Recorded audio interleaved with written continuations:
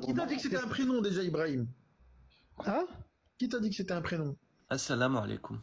Dans cette vidéo, je vais répondre à ceux qui prétendent qu'Ibrahim, ce ne serait pas un prénom, ni un nom, mais un qualificatif. Ce genre de personnes, on les appelle des coranistes parabolistes. Ils ont tendance à affirmer que tout est parabole dans le Coran. Et avec ce genre de logique, en affirmant que Ibrahim n'est pas un prénom, ils vous disent pareillement que Mohammed, paix sur lui, n'est pas un prénom. Ils font la même chose avec d'autres noms. Donc, avec ce raisonnement, ils vont finir par renier tous les prophètes d'Allah.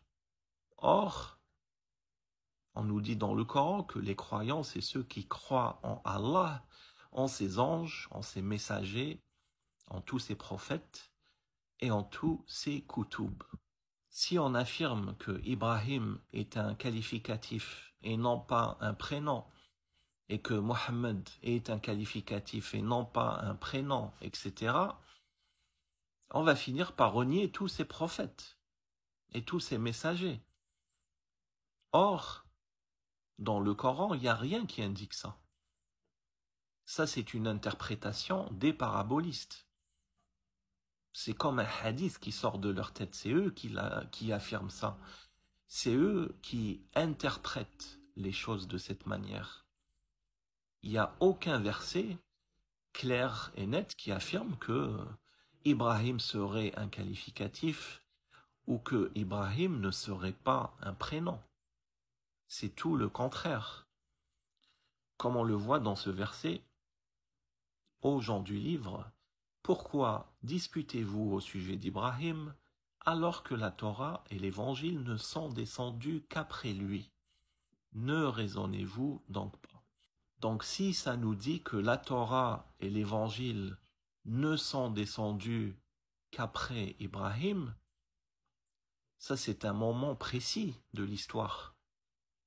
On va supposer que les parabolistes disent vrai. On va faire un raisonnement par l'absurde. Si ce qu'ils disent est vrai, si Ibrahim était un qualificatif, on aurait des Ibrahim en tout temps. En tout temps existeraient des Ibrahim. Or, dans ce verset, il y a une temporalité très précise. Ce n'est pas quelque chose qui peut se passer en tout temps ici. Ici, Allah nous dit, la Torah et l'Évangile ne sont descendus qu'après lui, c'est-à-dire après Ibrahim. Donc ça ne peut pas être un qualificatif. Ça ne peut être qu'une personne. Et on va voir dans les versets suivants que cette personne désigne le prophète d'Allah, quelqu'un que Allah a élu et a choisi comme modèle pour les gens à suivre. Sourate 16, verset 120. Ibrahim était un guide parfait. Il était soumis à Allah, voué exclusivement à lui, et n'était point du nombre des associateurs. Est-ce qu'un qualificatif peut associer à Allah? Est-ce qu'un qualificatif peut être soumis à Allah? Il n'y a que des êtres humains ou des djinns, des êtres doués d'intelligence qui peuvent choisir pour d'être soumis à Allah et de faire le travail pour ne pas être des associateurs. Verset suivant, il était reconnaissant pour ses bienfaits et Allah l'avait élu et guidé vers un droit chemin. Est-ce qu'un qualificatif peut être reconnaissant? Ça ne fait aucun sens. Est-ce que Allah va élire et guider un qualificatif? Dans ce cas, le nom Mariam, la mère de Jésus, c'est un qualificatif également. Allah nous a dit qu'il a élu la mère de Jésus par-dessus toutes les femmes du monde. Avec cette interprétation, on va se retrouver à tout déformer. Même le fait que Mariam c'est la mère de Jésus, ils vont finir par vous dire, les parabolistes, que non, c'est pas sa mère, ça veut dire quelque chose d'autre. À quoi ça sert de déformer des versets qui sont pourtant clairs et les rendre tortueux? Déformer totalement le sens des mots, le sens des versets. Dernier verset, le Shabbat n'a été imposé qu'à ceux qui divergeaient à son sujet. Au jour de la résurrection, ton Seigneur jugera certainement au sujet de ce dont ils divergeaient. Ici, ça parle des mêmes personnes qu'on a vues dans le verset d'avant, ceux qui se disputèrent au sujet d'Ibrahim, qui sont les Juifs et les chrétiens aujourd'hui. C'est eux qui sont les descendants de Ahlul Kitab. Et Allah leur a imposé le Shabbat. Est-ce que vous connaissez un seul juif ou un seul chrétien qui dit que Ibrahim est un qualificatif?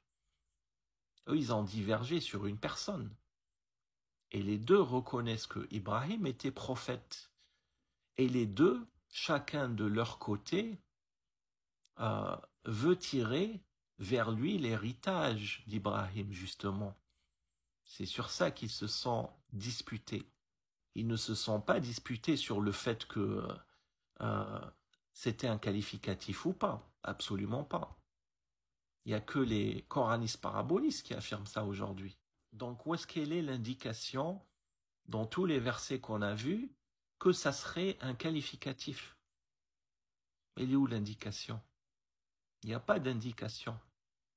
Tout indique que c'est un nom. Et Allah nomme les choses. Quand il nomme certaines personnes, il les nomme pour une raison. Parfois et souvent, ils sont recités dans le Coran pour qu'on sache de quelle personne il s'agit. Quand il nous dit par exemple qu'il a envoyé Moïse et son frère Aaron vers Pharaon, dans le récit, il nous reparle de Moïse et de son frère Aaron. Ils sont appelés par le même nom. Si tous ces noms-là, c'était des qualificatifs, on ne saurait plus qui est qui. On ne saurait plus qui est qui. Et puis une personne, si c'était des qualificatifs, une personne peut avoir plusieurs qualificatifs. Pourquoi une personne n'aurait qu'un seul qualificatif? Ça ne fait aucun sens. Donc voilà, je voulais vous échanger ça, mon point de vue. N'hésitez pas de donner votre point de vue. Wassalamu alaikum wa rahmatullahi wa barakatuh.